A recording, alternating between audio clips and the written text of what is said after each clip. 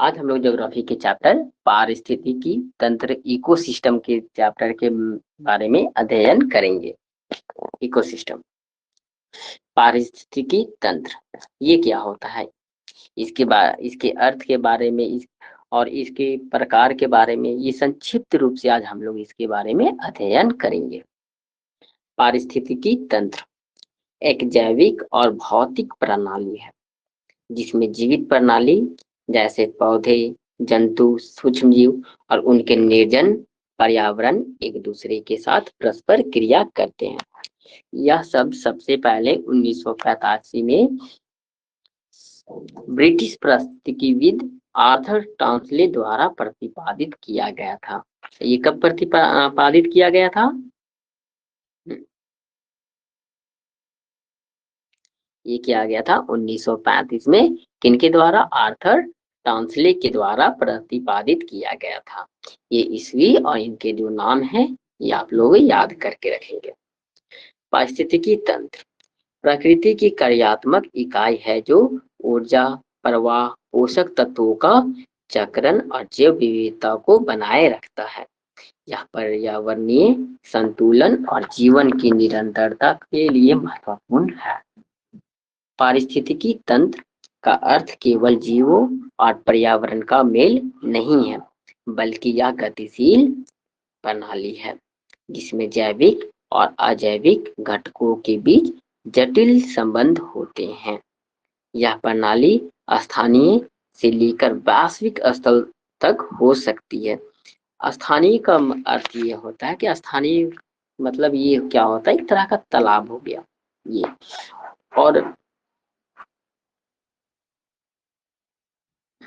और वैश्विक स्तर के बारे में अगर हम लोगों ने बात करते हैं तो वैश्विक स्तर के बारे में पृथ्वी का ये पूरा का पूरा जैव मंडल इसके अंतर्गत में आ जाता है। ये पूरा इनके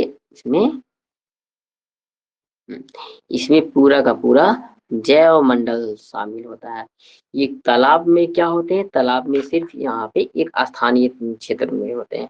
और ये पूरा का पूरा वास्तविक का अर्थ ये होता है कि इसमें जितना भी जैव विविधता ये होते हैं पूरा जैव मंडल इसमें शामिल होता है।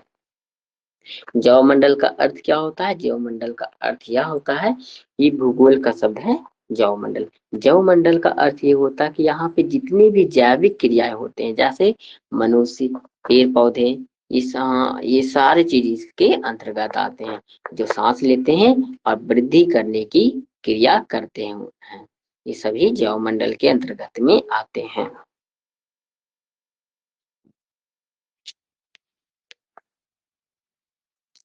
या पर्यावरण को संतुलन और जीवन को निरंतरता के लिए काफी महत्वपूर्ण होता है। अगर जैव मंडल नहीं रहेंगे तो ये यहाँ का जो पर्यावरण संतुलन है उनका निरंतरता नहीं हो पाएगा।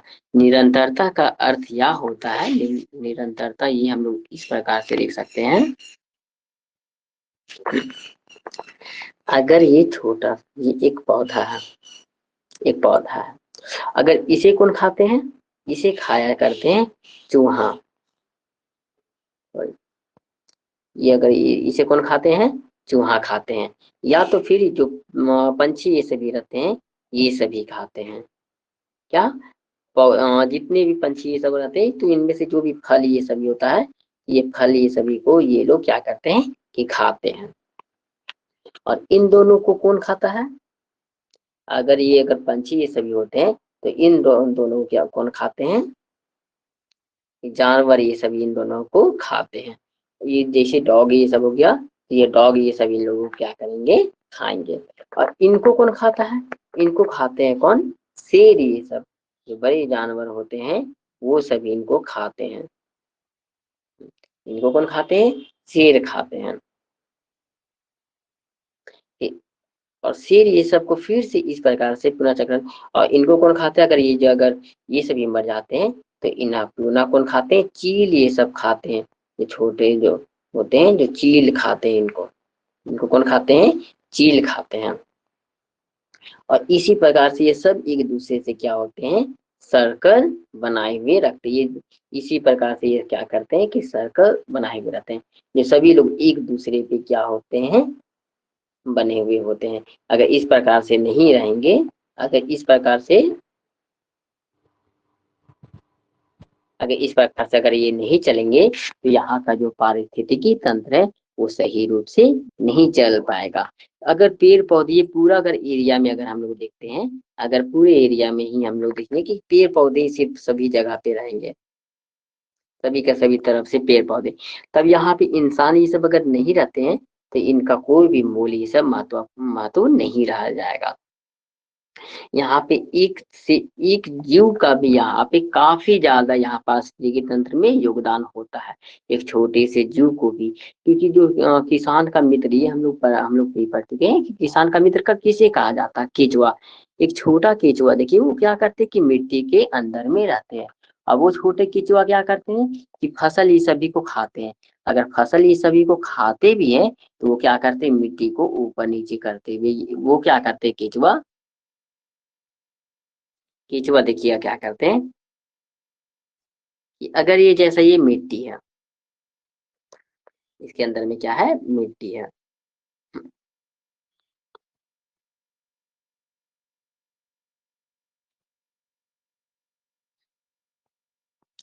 अगर ये इस प्रकार से मिट्टी है,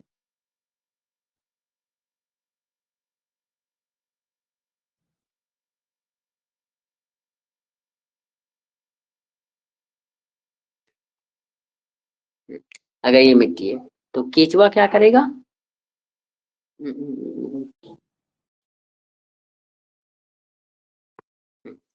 केचुआ क्या करते हैं, इस प्रकार से जाते हैं। अगर अच्छा, इस प्रकार से जाते हैं तो ये मिट्टी क्या होती है, अगर यहाँ पे गए तो ये अगर केचुआ क्या होता है, अगर ये केचुआ अगर हट जाता है यहाँ से, ये अगर यहाँ पे से यहाँ पे पहुंच रहे हैं, यहाँ से यहाँ पे पहुंचते हैं तो ये क्या होगा कि इसका जो मिट्टी है ऊपर से नीचे यहाँ पे भर देंगे। तो ये इस प्रकार से अगर यहाँ पे केचुआ यहाँ से अगर यहाँ का केचुआ यहाँ पहुंचता है तो यहाँ पे मिट्टी क्या होता है, ये यहाँ पे का मिट्टी हट जाते हैं। जिससे क्या होता है कि मिट्टी का जो उर्वरा शक्ति, ये क्या होता है कि मिट्टी ऊपर से नीचे आते, जो यहाँ का मिट्टी है वो कहाँ पाएंगे, यहाँ पाएंगे, यहाँ का मिट्टी जो है यहाँ पाएंगे। तो यहाँ पे सभी जगह पे क्या हो जाते हैं, नई नई मिट्टियाँ ये सब आने लगती है। और नई मिट्टी आने लगती है, फिर से उनका जो मिट्टी है उनका उर्वरा शक्ति काफी ज्यादा बढ़ जाती है, जिससे एक नई तरह का मिट्टी का निर्माण होता है यहाँ पे। और जहां पर भी उर्वरा शक्ति मिट्टी का बढ़ती है वहां पर जो पेड़ पौधे ये सब जितने भी उगते हैं वो काफी अच्छे और घने होते हैं। वो पेड़ पौधे को क्या देखेंगे हम लोग, काफी घनेदार देखते हैं। ये सब किसके कारण हो पाता है, केचुआ। तो ये मत सोचिए कि एक छोटी सी जानवर हमारा या फिर छोटे से जो कीट है वो हमारे लिए महत्वपूर्ण नहीं है। एक छोटे से छोटा कीट भी हमारे लिए बहुत महत्वपूर्ण रखता है। ये पारिस्थितिकी तंत्र को बनाए रखने में काफी ज्यादा महत्वपूर्ण रखते हैं, क्योंकि यही पेड़ पौधे को कौन खाते हैं, मनुष्य खाते हैं, जानवर खाते हैं, और जितने पंछी ये सब रहते हैं उन सभी को पंछी ये सभी खाते हैं। और फिर जानवर ये सब को कौन खाते हैं, जो मनुष्य होते हैं उनको कौन खाते हैं, शेर ये सब। पंछी ये सभी को कौन खाते हैं, शेर ये सब खाते हैं। फिर एक दूसरे को ये खाते हुए जो चक्र होता है ये चलते रहता है, जिस कारण से पारिस्थितिकी तंत्र वो काफी अच्छे से चलते हैं।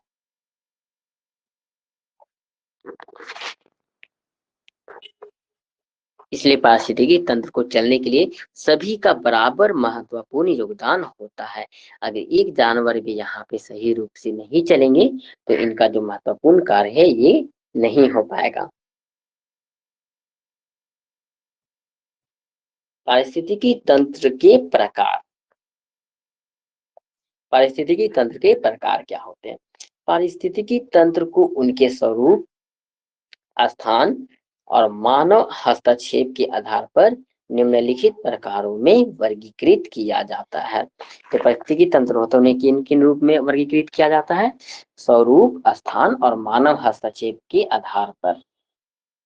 स्वरूप मतलब क्या हो गया, उनके रूप, उनके स्थान और मानव हस्तक्षेप, इन सभी के आधार पर उनको वर्गीकृत किया जाता है। प्राकृतिक पारिस्थितिकी तंत्र, प्राकृतिक पारिस्थितिकी तंत्र क्या होते हैं, ये वे पारिस्थितिकी तंत्र हैं जो प्रकृति द्वारा स्वतः विकसित होते हैं। पारिस्थितिकी तंत्र क्या करते हैं? ये प्रकृति के द्वारा स्वतः विकसित होते हैं और मानव हस्तक्षेप में यह न्यूनतम होता है।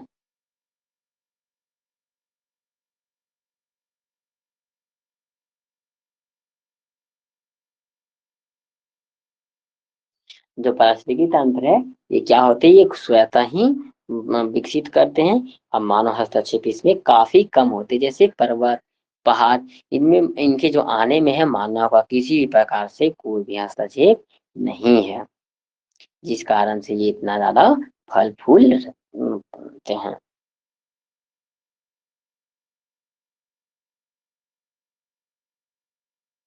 स्थलीय पारिस्थितिकी तंत्र, पारिस्थितिकी तंत्र क्या होते हैं?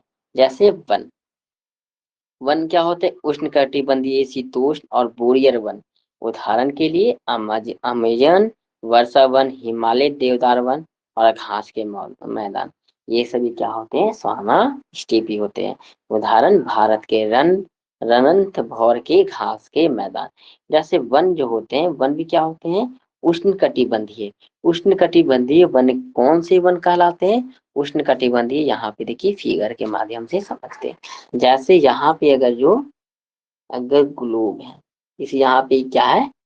पृथ्वी है। अगर ये पृथ्वी है तो इन्हें क्या करते हैं? भूमध्य रेखा से दो बराबर भागों में वर्गीकृत करते हैं, बांटते हैं। तो जो यहाँ का जो क्षेत्र है इसे क्या बोला जाता है? उत्तरी ध्रुव। और यहाँ का क्षेत्र क्या बोला जाता है? दक्षिणी ध्रुव। और बचा हुआ जितना भी जो शेष यहाँ पर है वे सभी को क्या कहा जाता है? इस सारे क्षेत्र को क्या कहा जाता है? उष्ण कटिबंधीय क्षेत्र। यहाँ पे जितना भी पेड़ पौधे ये सब होते हैं वो बहुत ही घने होते हैं और बहुत ही लंबे और फलदार होते हैं। और ये सभी क्षेत्रों में जितने भी जो ये- और ये सभी क्षेत्रों में जितने भी जो वन होते हैं ये लंबे लंबे वन ये सब होते हैं, काफी लंबे लंबे वन होते हैं और इनमें फल किसी भी प्रकार का नहीं लगते हैं। इसे क्या बोला जाता है? उष्णकटिबंधीय। और ये इन यहाँ पे जो होते हैं वृक्ष इन्हें कहा जाता है उष्णकटिबंधीय वन। और यहाँ ऊपर में जो ध्रुवीय के क्षेत्रों में होते हैं उन्हें बोला जाता है शीतोष्ण वन। और एक होते हैं बोरियर वन। जैसे हम लोग अमेज़न का जंगल देखते हैं कि अमेज़न का जंगल जो है वो दुनिया का सबसे बड़ा जंगल है। हिमालय देवदार वन, घास के मैदान, स्वाना स्टेपी। उदाहरण भारत के रणथंभौर के घास के मैदान।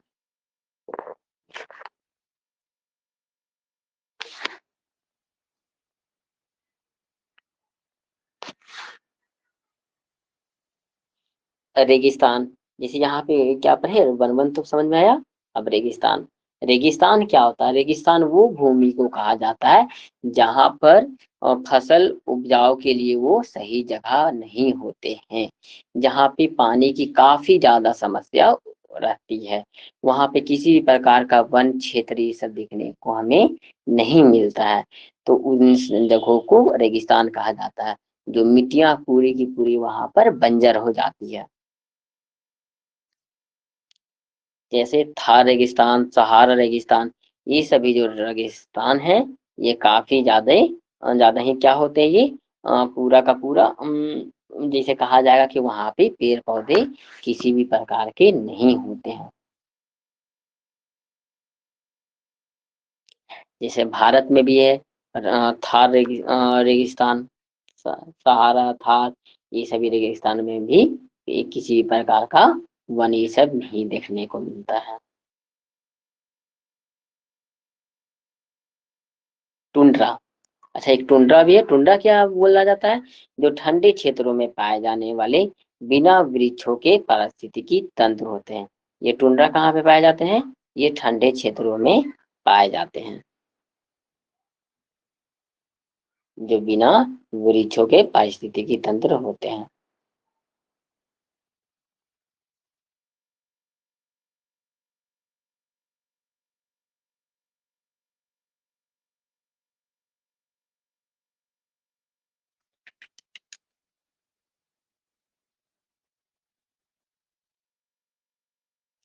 जलीय पारिस्थितिकी तंत्र। जलीय पारिस्थितिकी तंत्र क्या होता है?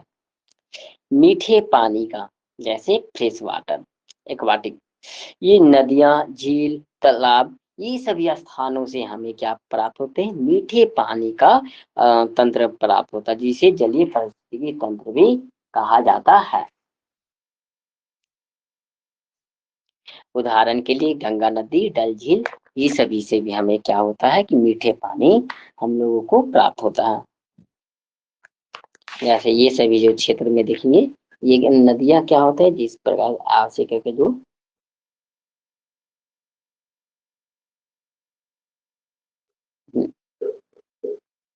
ये इनको क्या बोला जाता है? नदी बोली जाती है। वो क्या बोला जाता है? नदी।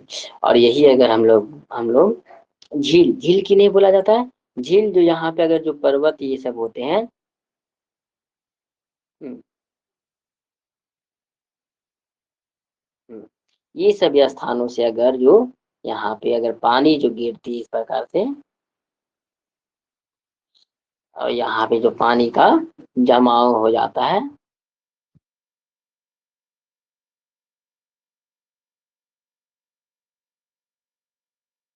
ये सभी क्षेत्रों को क्या बोला जाता है? झील बोला जाता है, जहां से पानी ये सब काफी मात्रा में निकल कर नीचे आती है। समुद्री, समुद्री किसे कहा जाता है? जिन्हें इंग्लिश में मरीन कहा जाता है। महासागर, मूंगा, चट्टाने, ये सभी क्या आते हैं? समुद्र के समुद्री के जैसे के अंतर्गत में आते हैं। उदाहरण के लिए हिंद महासागर, ग्रेट बैरियर रीफ, ये सभी क्या आते हैं? समुद्र के अंतर्गत में आते हैं। ये क्या होते हैं? जलीय पारिस्थितिकी तंत्र होते हैं, जहाँ पर कई तरह के जलीय जीव यहाँ पर पाए जाते हैं, और यहाँ पे काफी मात्रा में मछलियों ये सभी का यहाँ पर भंडार होता है, जहाँ पर कई तरह के भिन्न भिन्न प्रकार की मछलियां ये सभी हम लोगों को देखने को मिलता है। और यहाँ पे ये काफी अच्छे प्रकार से यहाँ पर ये मछलियां रहते हैं।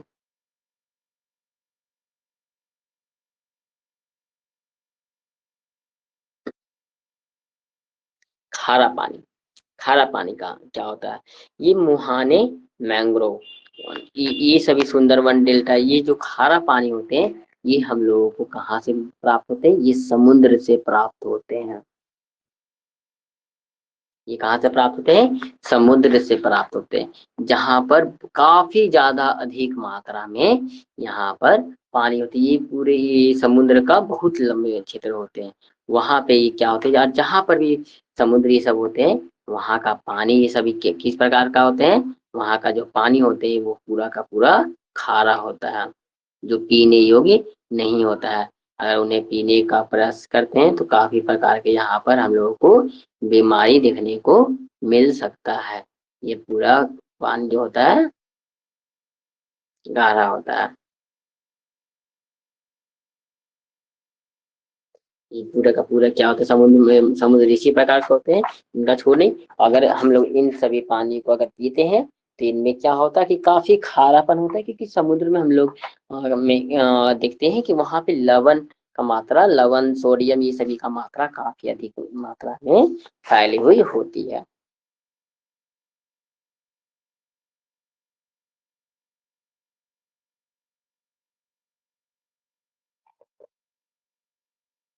ये जलीय पारिस्थितिकी तंत्र था। जलीय पारिस्थितिकी तंत्र में हम लोगों ने क्या देखा? ये मीठे पानी का मीठे पानी का तंत्र देखा, समुद्री देखा, खारा पानी देखा, ये सभी क्या होते हैं? जलीय पारिस्थितिकी तंत्र। यहाँ जहाँ पे जैसे मीठे पानी का, मीठे पानी पे यहाँ पे हम लोगों को देखने को मिलता है,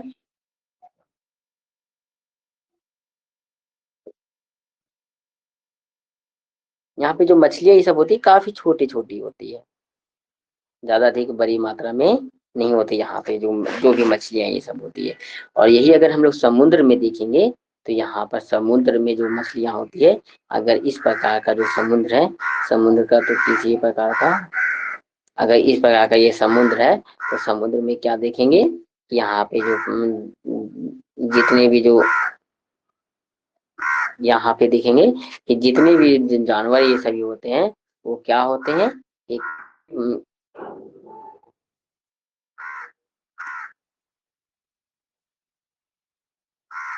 इन प्रकार के जो समुद्र होते हैं, तो यहाँ पे देखेंगे कि कई प्रकार के जो जलीय जानवर ये सब होते हैं, जो जलीय जीव जिन्हें कहा जाता है, वहां पे क्या देखेंगे, वहां पे कि काफी बड़ी बड़ी मात्रा में वहां पे मछलियां ये सभी होती हैं। वो कई तरह की किसी भी प्रकार का मछलियां ये सब हो सकती है। वहां पे सांप ये सभी का भी जमावड़ा होता है, जैसे डॉल्फिन, डॉल्फिन ये सभी मछलियां जो है वहां पे पाई जाती है। डॉल्फिन हो गया, व्हेल हो गए, ये सभी मछलियां वहां पर पाई जाती है। वहां पे व्हेल मछलियां ये सभी पाई जाती है।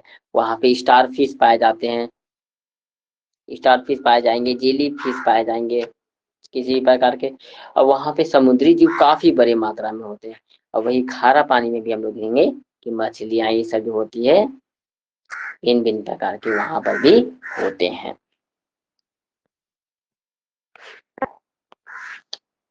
ये थे जलीय पारिस्थितिकी तंत्र। और इससे पहले हम लोगों ने क्या देखा था, इससे पहले देखा था हम लोग स्थलीय पारिस्थितिकी तंत्र। स्थल में क्या क्या देखे, वन, वन देखें, घास के मैदान देखें, रेगिस्तान और टुंड्रा देखें। जैसे वन में क्या होते हैं, उष्ण कटिबंधीय वन, शीतोष्ण वन, बोरियर वन, ये सभी होते हैं। और हम लोग मैदान, घास के मैदान में क्या देखें, घास का जो मैदान होता है वहां पे जो घास होते हैं काफी छोटी छोटी मात्रा में होती है, जो घास के मैदान होते हैं। वहां पे देखेंगे कि जो घास होता है वो काफी ज्यादा छोटी छोटी मात्रा में होते हैं। और ये और अगर घास जो होंगे अगर बड़ी हुई होते हैं तो झाड़ी के जैसा ही होते हैं, जहाँ पे जानवर ये सभी को चराने के लिए काफी सहायक ये सभी होते। जहाँ पे भी देखेंगे हम लोग, जैसे कश्मीर हो गए, ये शिमला हो गए, ये सभी की जगह पे घास के मैदान भी काफी है। वहाँ पे जानवर ये सभी को चराने में भी हरे हरे घासों को हम लोग को मिलता है। जैसे भारत की रणथंभौर की घास के मैदान।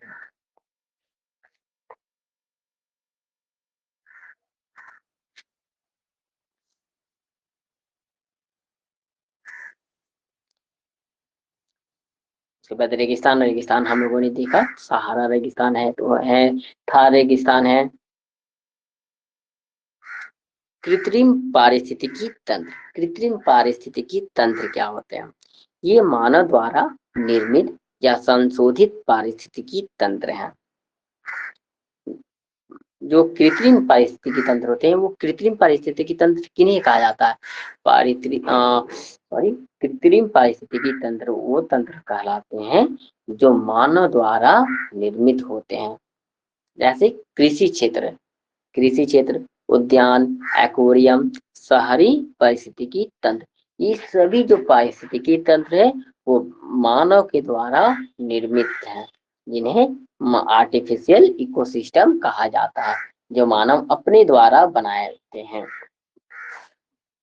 कृषि क्षेत्र, कृषि क्षेत्र क्या होता है, ये एक जो बोला जाता है ये क्या होते हैं, एक ऐसा जगह होते हैं जिसे जिन्हें खेत कहा जाता है, जहाँ पर फसलों का फसलों को उगाया जाता है, जो हम लोगों के लिए काफी ज्यादा महत्वपूर्ण है। जैसा कि भारत देश में हम लोग रहते हैं, और भारत देश में यहाँ पर ये देखते हैं कि यहाँ के जितने भी घास के जितने भी खेत ये सभी है वो काफी ज्यादा महत्वपूर्ण होते हैं, क्योंकि भारत को कृषि प्रधान देश कहा जाता है। क्योंकि भारत में 71% अभी भी कृषि पर निर्भर हैं लोग, जहाँ पे सबसे अधिक मात्रा में बिहार, उत्तर प्रदेश, ये उड़ीसा, ये सभी जगहों पे काफी पंजाब, ये सभी जगह पे काफी प्रचुर मात्रा में हम लोगों को कृषि देखने को मिलता है। कृषि में कई तरह के फसलों का निर्माण किया जाता है, जैसे धान, गेहूं के खेत, ये सभी जगह पर कृषि क्षेत्र होते हैं।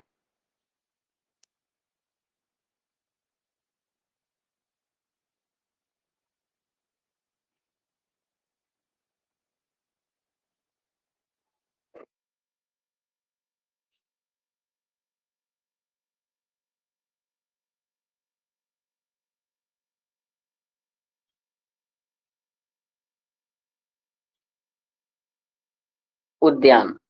उद्यान क्या होते हैं? उद्यान जो होते हैं वो जिन्हें पार्क कहा जाता है, बायोलॉजिकल गार्डन, जो मानव निर्मित होते हैं। यहाँ पे यह एक ऐसा जगह होता है जहाँ पे समय को व्यतीत करने के लिए बनाया जाता है, जहाँ पे बच्चे ये सब के मनोरंजन एवं वहाँ पे जितने भी पेड़ पौधे, सजावटी पेड़ पौधे का वहाँ पे लगाए जाते हैं, जो मन को मोहने वाले होते हैं। ऐसा वृक्ष जो शांत प्रवृत्ति के होते हैं और वहाँ उन्हें देखने पे हमें आनंद की अनुभूति होती है।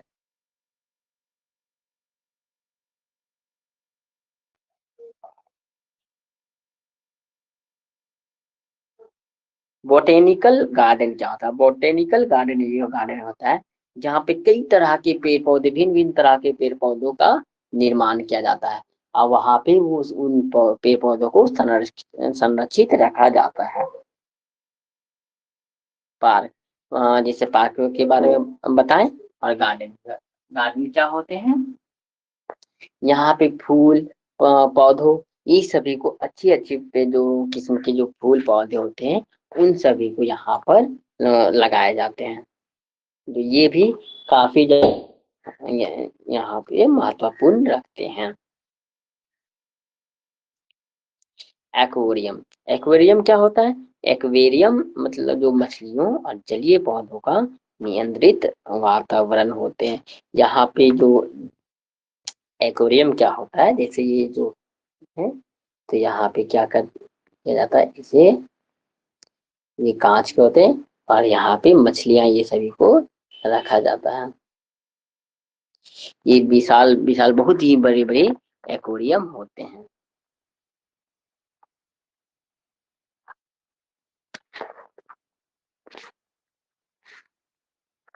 यहाँ पे मछलियां और जलीय पौधों को नियंत्रित वातावरण में रखा जाता है।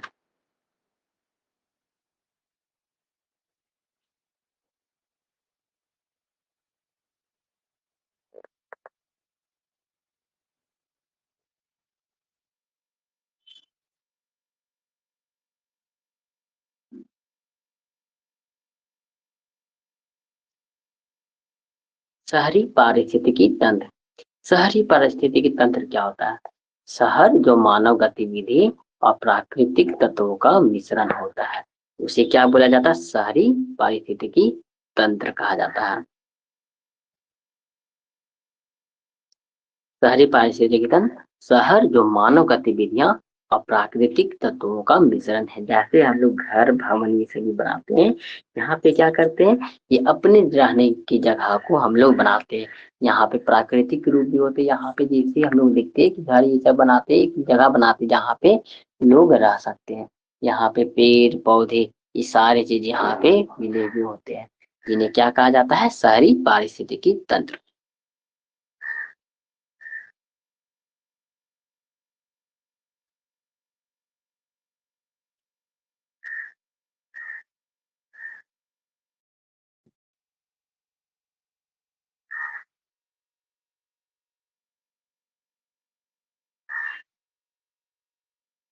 यहाँ पे क्या होता है? प्राकृतिक तत्वों का भी मिश्रण होता है। पारिस्थितिकी तंत्र की घटक, पारिस्थितिकी तंत्र की घटक क्या होते हैं?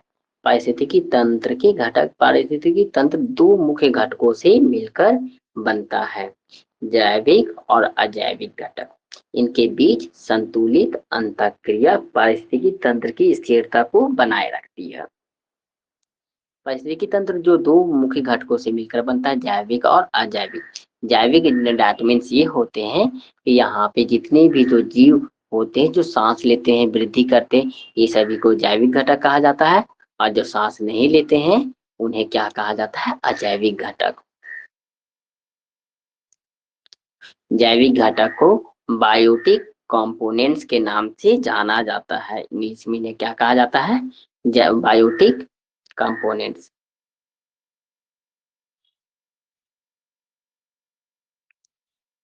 सबसे पहला आते हैं उत्पादक, जिन्हें प्रोड्यूसर्स कहा जाता है।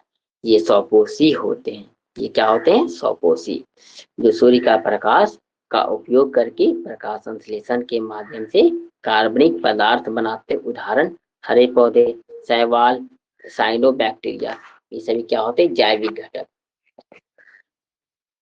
जैविक घटक में जो अपने से स्वपोषी, जो अपने से भोजन का निर्माण करते हैं, जो स्वयं ही अपना भोजन का निर्माण करते हैं, वो किन्हीं अन्य पौधों ये सभी पर, अन्य किसी जीव पर वो निर्भर नहीं होते हैं, उन्हें जैविक घटक कहा जाता है। और ये क्या होते हैं, स्वपोषी होते हैं। जैसे हरे पौधे, शैवाल, ये सभी क्या करते हैं, अपने से ही अपने पौधे का खाना का निर्माण करते हैं। जो पौधे ये सभी क्या करते हैं, सूर्य के प्रकाश के द्वारा भोजन का निर्माण करते हैं, और फिर उन्हीं के द्वारा वो भोजन करके अपने पौधे को वृद्धि करते हैं।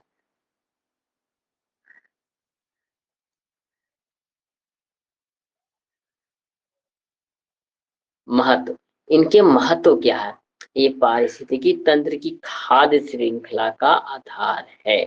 खाद्य श्रृंखला का मतलब क्या होता है, खाद्य श्रृंखला जिन्हें खाने योग्य जो भोजन ये सभी होते हैं, या और ऑक्सीजन उत्पादन में योगदान करते हैं। जितने भी जो पेड़ पौधे ये सभी होते हैं, वो सभी पेड़ पौधे क्या करते हैं, वे खाने योग्य भोजन ये सभी का निर्माण करते हैं, और ये पारिस्थितिकी तंत्र में काफी महत्वपूर्ण भूमिका को भी निभाते हैं।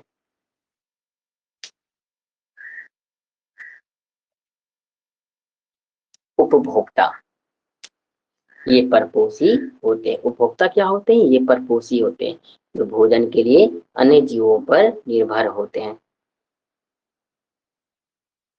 परपोषी जैसे हम लोग मनुष्य होते हैं, मनुष्य क्या होते हैं का, अपना भोजन स्वयं तैयार नहीं करते, ये क्या करते हैं कि हमेशा दूसरे के भोजन पर ही निर्भर होते हैं। जैसे पेड़ पौधे, जानवर ये सभी को भी खाते हैं, जितने भी मछलियां ये सभी होती हैं, है इन सभी चीजों को मनुष्य भी क्या करते, खाते हैं। तो ये अपने भोजन के लिए दूसरों पर ही निर्भर होते हैं। अगर वो जीव नहीं रहेंगे तो मानव का कोई भी अस्तित्व नहीं रह पाएगा। प्राथमिक उपभोक्ता क्या होते हैं, जैसे शाकाहारी, जैसे खरगोश, हिरण, ये सभी क्या करते हैं, प्राथमिक उपभोक्ता होते हैं।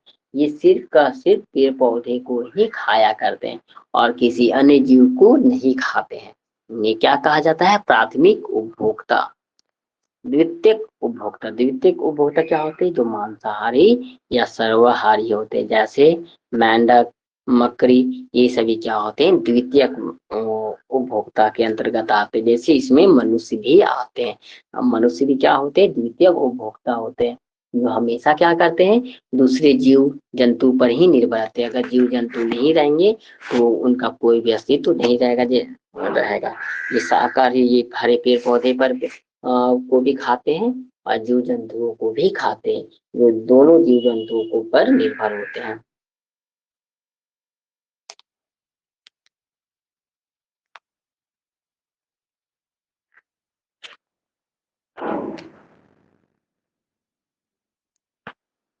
तृतीयक उपभोक्ता क्या होता है, शेष मांसाहारी, जैसे शेर, बाघ, ये क्या होते हैं, तृतीयक उपभोक्ता होते हैं। शेर, बाघ ये सभी क्या करते हैं, बाघ ये सभी क्या करते हैं, ये हमेशा जानवर को ही खाया करते हैं। जैसे देखिए,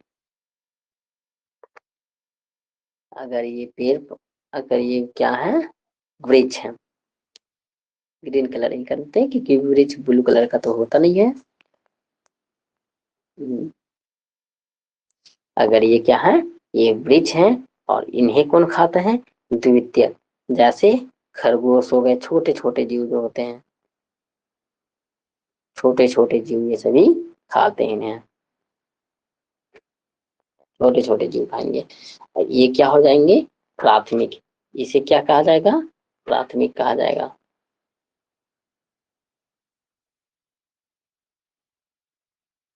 इसे क्या कहा जाएगा, प्राथमिक। सेकेंडरी किसे कहा जाएगा, वो जीव जो शेर ये सभी होते हैं, डॉग ये सब, कुत्ते ये सभी को भी क्या कहा जाता है, द्वितीयक कहा जाता है।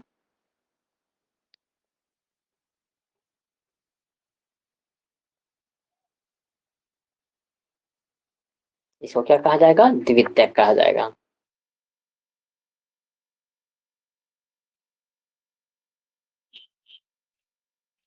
और तृतीयक किसे कहा जाता है, तृतीयक कहा जाता है जो सिर्फ मांसाहारी जीव को ही खाते हैं, उन्हें क्या कहा जाता है?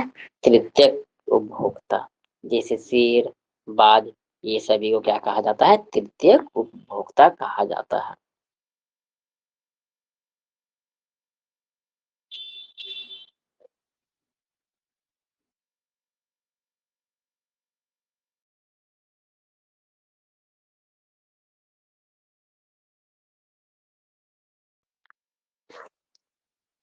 अपघटक, ये सूक्ष्म जीव जैसे बैक्टीरिया, कवक, मृत जीव और जैविक कचरे को विघटित कर पोषक तत्वों को मिट्टी या पानी में वापस लौटाते हैं। इन्हें क्या कहा जाता है? अपघटक। जैसे उदाहरण के तौर पर मशरूम, डिंकपोजर, बैक्टीरिया, ये सभी क्या होते हैं? अपघटक होते हैं।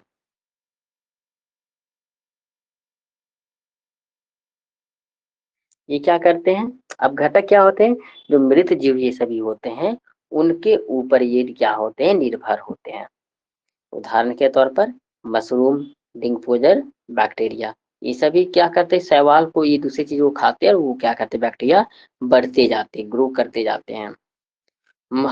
महत्व क्या है? पोषक तत्वों का पुनर्चक्रण, मिट्टी की उर्वरता को बढ़ाना, ये सभी इनका क्या होते हैं? महत्व है।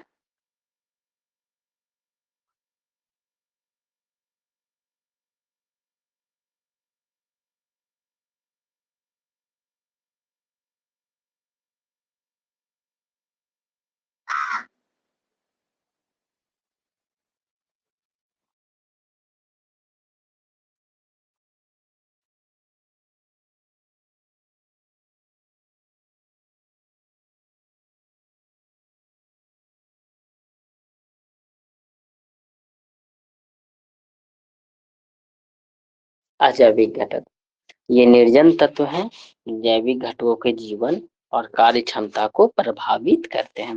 अजैविक घटक क्या होते हैं? ये निर्जन तत्व हैं, जो निर्जीव तत्व होते हैं उन्हीं को ही निर्जन तत्व भी कहा जाता है, जो जैविक घटकों के जीवन और कार्य क्षमता को प्रभावित करते हैं।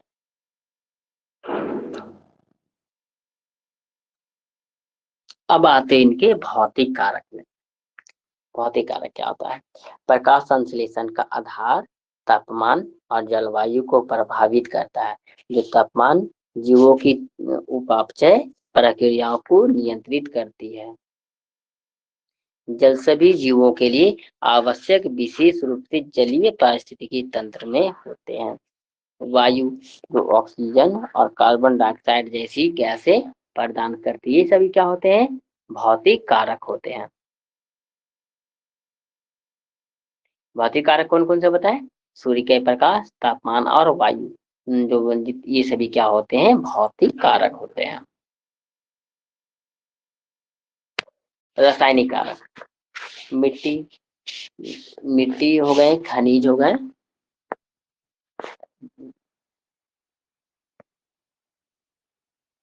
मिट्टी, खनिज, ये सभी को क्या बोला जाता है? रासायनिक कारक।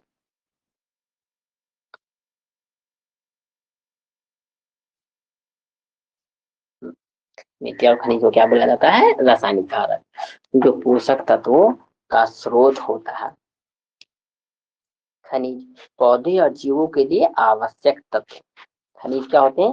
पौधे और जीवों के लिए आवश्यक तत्व होते हैं, जिनका पीएच स्तर मिट्टी और जल की अम्लीय क्षारीय जीवों को की वृद्धि को प्रभावित करता है। जो खनिज का क्या होते हैं? जो पौधे और जीवों के लिए आवश्यक होता है।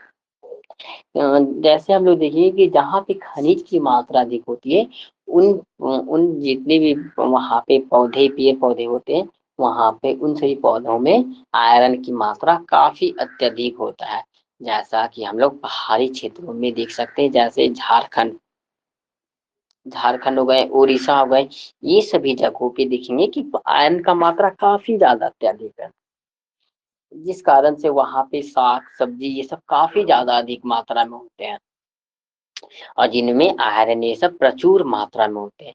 जहाँ पे भी साग सब्जी ये सब अधिक होंगे, वहां पे क्या देखेंगे हम लोग क्या देखते हैं कि वहां पे आयरन ये सब उन सभी सब्जियों में काफी ज्यादा अत्यधिक होती है। जैसे पालक साग, ये सामान्यतः देखा जाता है झारखंड ये सभी में काफी अधिक मात्रा में होती है। झारखंड, उड़ीसा, बिहार में थोड़े कम होते क्योंकि वहां पे अदरक की सब नाम मात्र के हैं।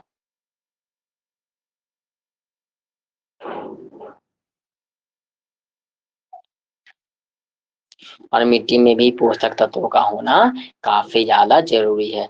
जैसे नाइट्रोजन, फास्फोरस, ये सभी अगर नहीं होते हैं तो मिट्टी की उर्वरा शक्ति कम हो जाती है, जहाँ पे पेड़ पौधे ये सब अच्छी प्रकार से ग्रोथ नहीं कर पाते हैं।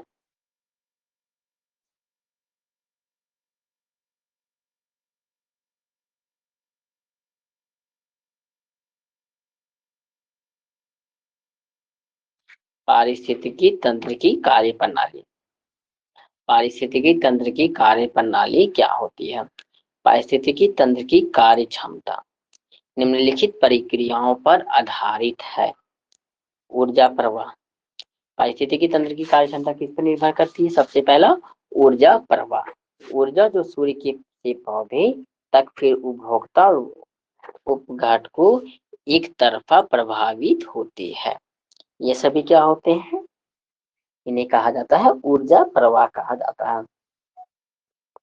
जो प्रत्येक स्तर पर ऊर्जा को लगभग 10% ही अगले स्तर पर स्थानांतरित होता है। जो नियम है 10%, इनका नियम भी क्या है? 10%। ये ऊर्जा प्रवाह यहाँ पे कर सकते हैं।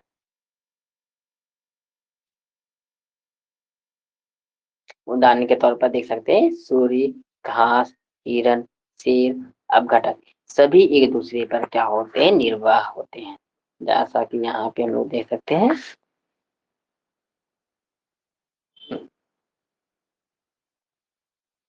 जैसे ये सूर्य है,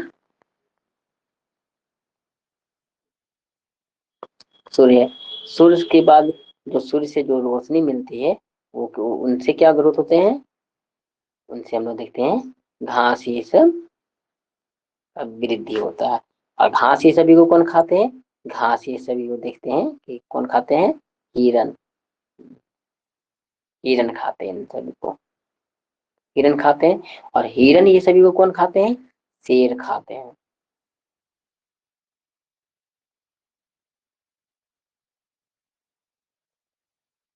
शेर ये सभी खाते हैं। और तो सभी क्या है? और ये इन शेर को जब अगर मर जाते हैं तो इनको कौन खाते हैं? छोटे मोटे कीड़े ये सभी खाते हैं। छोटे मोटे कीड़े। तो सभी क्या है? एक दूसरे पर क्या है? निर्भर है। यहाँ पे क्या देखेंगे? सभी एक दूसरे पर क्या दिखते हैं? कि निर्भर होते हैं। सूर्य पे घास है, अगर सूर्य का प्रकाश सही मात्रा में नहीं होता है, वहां पे घास भी नहीं होती है। जैसा कि हम लोग जम्मू कश्मीर ये सभी में देख सकते हैं, जैसे वहां पे होते हैं, मगर हाँ वहां पे और अत्यधिक जैसे सॉरी सूर्य के पल जम्मू बोलते हैं कि जैसे ध्रुवीय क्षेत्रों में हम लोग देखते हैं वहां पर घास का मैदान नहीं होता है। वहां चारों तरफ क्या देखते हैं? बर्फ से ही ढका हुआ होता है।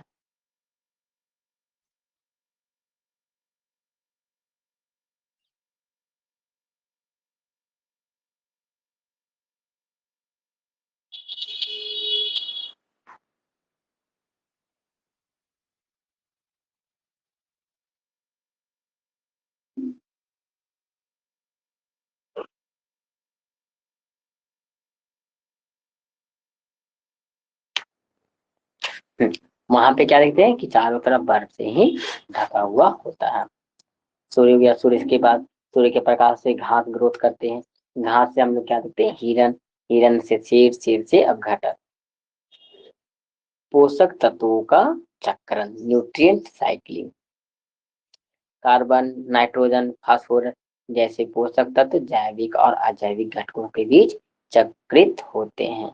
ये सभी पोषक तत्व क्या होते हैं? कार्बन, नाइट्रोजन, फास्फोरस जैसे पोषक तत्व जैविक और अजैविक घटकों के बीच चक्रित होते रहते हैं।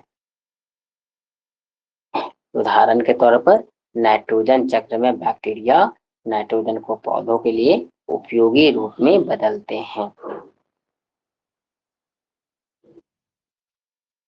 जो सूर्य का प्रकाश होता है वो पौधे ये सभी के लिए काफी ज्यादा महत्वपूर्ण होते हैं।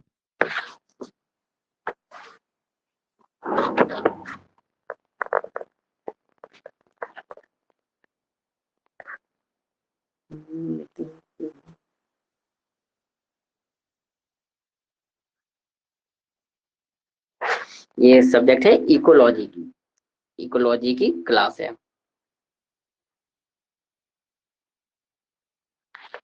हेलो, ये इकोलॉजी की क्लास है। इकोलॉजी है ना, इन्वायरमेंट।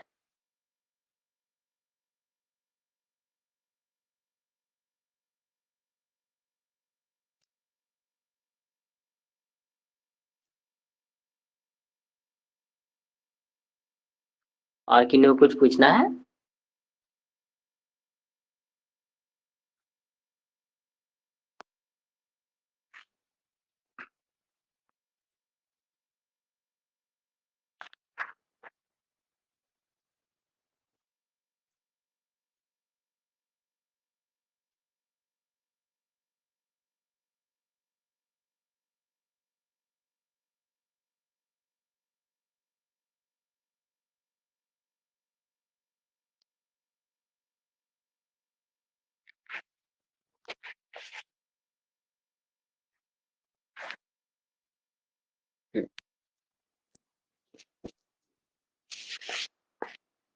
क्या देखे थे कि यहाँ पे पेड़ पौधे ये सभी को भी नाइट्रोजन ये सभी की काफी आवश्यकता होती है। नाइट्रोजन चक्र में बैक्टीरिया नाइट्रोजन को पौधों के लिए उपयोगी में बदलते रहते हैं। पारिस्थितिकी संतुलन, जैविक और अजैविक घटकों के बीच संतुलित अंतःक्रिया पारिस्थितिकी तंत्र को स्थिर रखती है।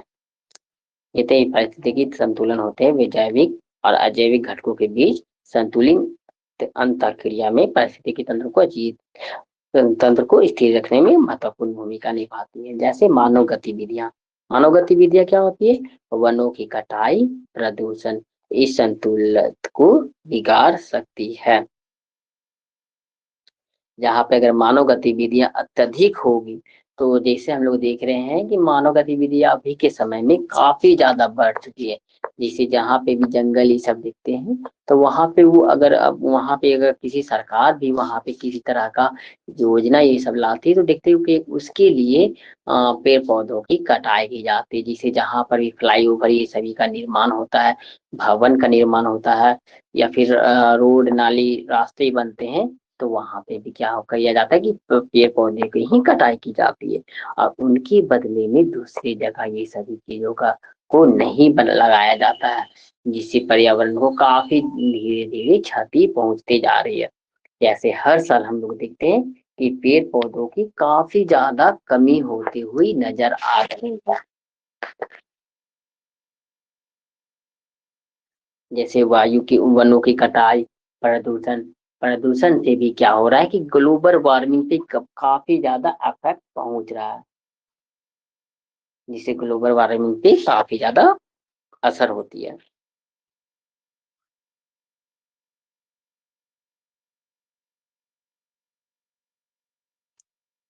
पारिस्थितिकी तंत्र का महत्व क्या होता है?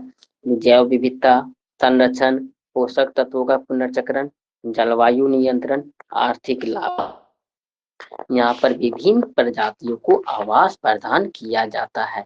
जैव विविधता क्या होते हैं? यहाँ पे जितने भी तरह के जानवर ये सभी होते हैं, पंछी होते हैं, वहाँ पे अलग अलग तरह का वहाँ पे उन लोगों के लिए रहने का स्थान बनाया जाता है, जहाँ पर वो जाकर रह सकते हैं।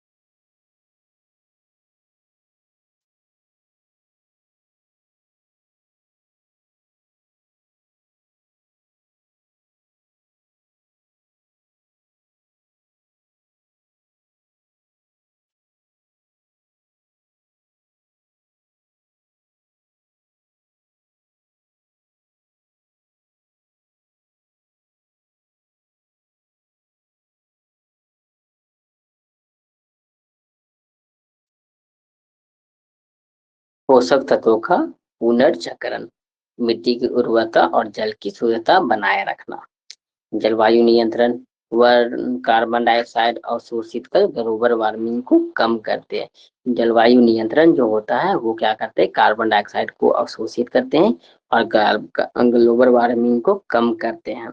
जैसे जितने भी पेड़ पौधे होते हैं वो क्या करते हैं, ऑक्सीजन को क्या करते हैं, देते हैं और कार्बन डाइऑक्साइड को लेते हैं। तो इससे क्या होगा कि जितना अधिक हम लोग पेड़ पौधों का निर्माण करेंगे, लगाएंगे, तो वहां पर कार्बन डाइऑक्साइड की मात्रा धीरे धीरे क्या होती जाएगी, कम होती जाएगी और ऑक्सीजन का मात्रा अधिक होते जाएगा। जिससे क्या होगा कि यहाँ पे ठंडा ये सब क्षेत्र बना हुआ रहेगा। अगर पेड़ पौधे ये सब नहीं रहेंगे तो धीरे धीरे ग्लोबल वार्मिंग, यहाँ पे पूरा का पूरा कार्बन डाइऑक्साइड बढ़ते चला जाएगा। और कार्बन डाइऑक्साइड बढ़ेगा तो क्या होगा, ग्लोबल वार्मिंग जो पूरा जलवायु परिवर्तन है वहां पे गर्म होते चले जाएंगे। और गर्म होंगे तो वहां का वातावरण भी काफी ज्यादा गर्म होता है।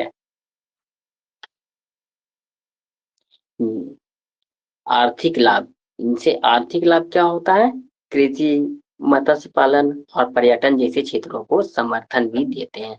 जैसे कृषि करते हैं, खेती बाड़ी, तो उनसे यहाँ तो सबसे पहला कि ये रोजगार भी देने का काम करते हैं और लोगों का भरण पोषण करने के लिए भी सबसे महत्वपूर्ण है आज के समय में कृषि।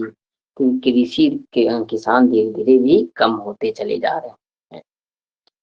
मत्स्य पालन मतलब मछली का पालन करना। मछली का पालन करने से भी हमारा जो पारिस्थितिकी तंत्र है, इकोसिस्टम है, ये सब काफी इसमें सहायता प्रदान होता है।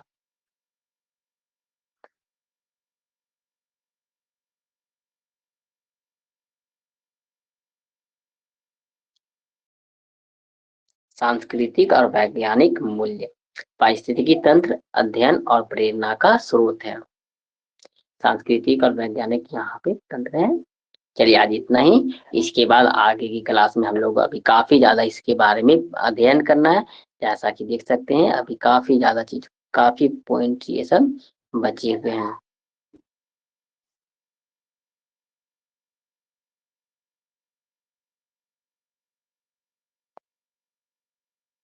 अभी ऊर्जा प्रवाह का भी कई तरह का पॉइंट सब बचे हुए हैं, इसको हम लोग कल देखेंगे।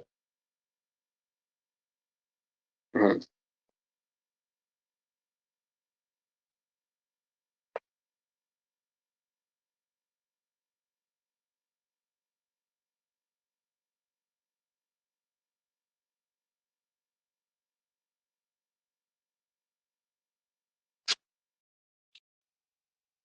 हम्म।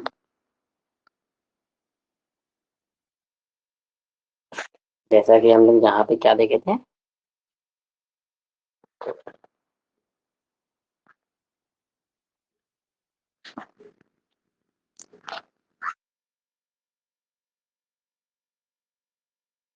ऐसे वेज होते हैं यहाँ पर।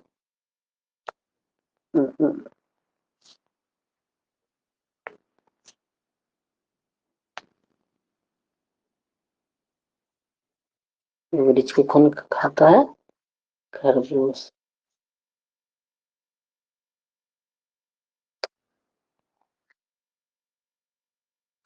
सबसे पहले यहाँ पे वृक्ष होता है, वृक्ष को कौन खाता है, खरगोश। हम्म, वृक्ष,